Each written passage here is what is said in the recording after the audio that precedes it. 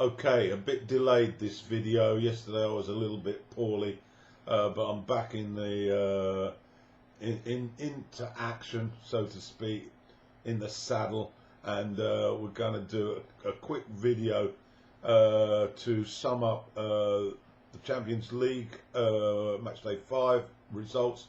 But firstly, just to complete last weekend's Premier League Week 10. With two Monday night matches. Let's start with Leicester, who were home to Fulham, and a win would put them at the top. But I'm afraid it didn't work out like that. It was a very, very competitive match, but Fulham certainly came to the event to impress, and they took an early lead on 29 minutes from Lookman. And then they doubled their lead on 74 minutes, and that was from a penalty by Carvalho. They'd missed the previous two, but he was a new taker and he converted. A late rally by Leicester, Barnes' goal reduced the deficit, but it wasn't enough. Fulham, a magnificent result for them, beating Leicester at the King Power by 2-1. The other match on the Monday night was West Ham home to Aston Villa. Aston Villa have looked good, it has to be said, but West Ham are probably doing better. And let me have a quick look. Antonio was back in for Haller, and an early goal from Ogbonna on 2 minutes put the Hammers in front.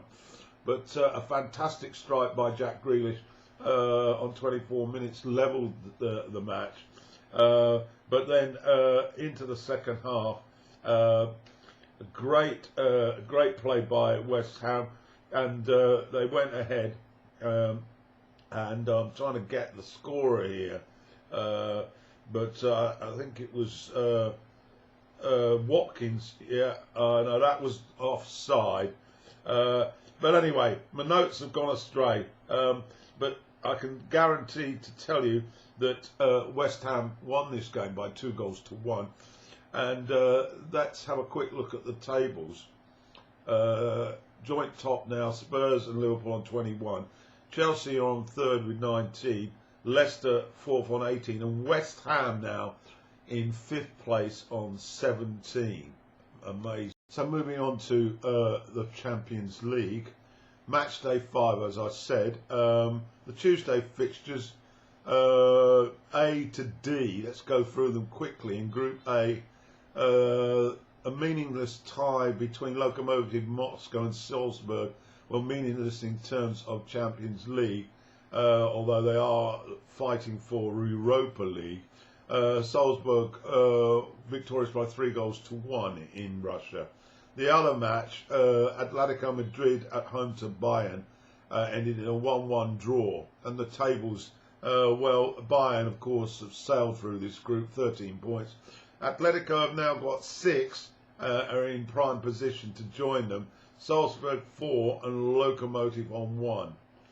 Group B now, and amazingly in the Ukraine, Shakhtar Donetsk delivered the double against Real Madrid. They'd already won in Spain, and they beat them again by 2-0.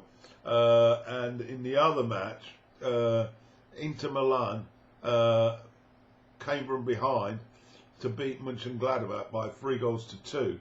And so what does that actually mean to the group? Well, it means that it's all to play for, really. Mönchengladbach are on 8 points.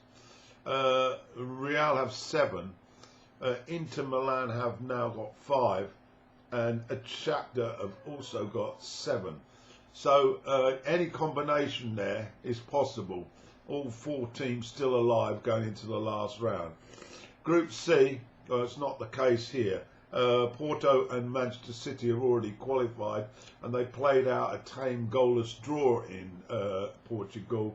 The other game, which was for Europa League, Marseille beating Olympiacos by 2-1, and they're both on 3 points now. So Group D then, Atalanta at home to the underdogs, Midtjylland. Well, the Italians faltered here, and it ended in a 1-1 draw. The other game at Anfield saw almost a reserve team for Atlanta, for Liverpool, playing Ajax. And Liverpool won by a solitary goal, by 1-0. And so that means that Liverpool are now safely through, top of the group, 12 points. Atalanta got 8 and Ajax have got 7. And they play in their last game. So that will be to join Liverpool. So let's get into Wednesday's matches now. Group E to H. Group E, Chelsea and Sevilla are already qualified, and Chelsea went to Spain, and it just reflects on their strength of performance at the moment. They walked away with an emphatic 4-0 victory over the Spanish in their own backyard. And it was a particularly rewarding outing for Olivier Giroud, who hasn't got much time playing in the Premier League. He hasn't been given a great deal, but he started in this and he delivered all 4 goals. And they were all pretty good ones, and I saw them. So Chelsea 4-0 winners. The other game, Krasnodar beat Rennes by 1-0. But as I say, Sevilla and Chelsea qualify. Into the next group, Dortmund at home to Lazio, and Dortmund struggled a bit. Lazio haven't lost yet, and they didn't lose this one either. They came back from a goal down and levelled the tie 1-1. Those two are safely through now. Bruges beat Zenit 3-0 and look favourites for Europa League. On to Group G now. Ferencváros were at home to Barcelona. They lost the fixture in Spain comfortably, and they also lost this one by 3-0. No Messi, but Barca's second team still far too good for the Hungarians. In the other match, Juventus beat Kiev by 3-0. So Barcelona and Juventus safely through, and Europa League. Well, I think it's probably going to be the Ukrainians. But let's move on to the last match now, the last Group H. This is the one where I was keenly interested in the outcome. Let's go to Istanbul first.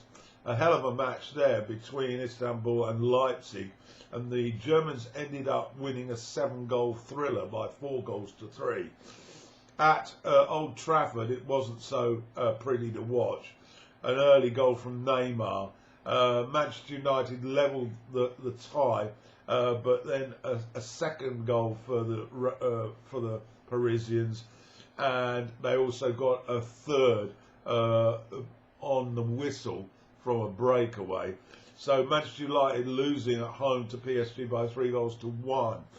What that actually means in terms of the group now is that Manchester United, Leipzig and PSG have all got 3 wins and 2 losses. That means they've all got 9 points. PSG have got a fixture against the Turks in their last game, and Manchester United have to go to Leipzig. Now, I read that they would need a draw to be certain, but there may well be factors such as well,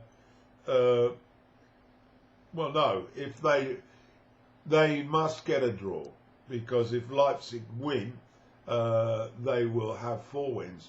And the problem with United is that dreadful result in Turkey. But anyway, that's the situation. So United need a draw in Leipzig to qualify. It looks pretty certain that PSG are going to be through, as they're playing the Istanbul side. So that concludes Matchday 5.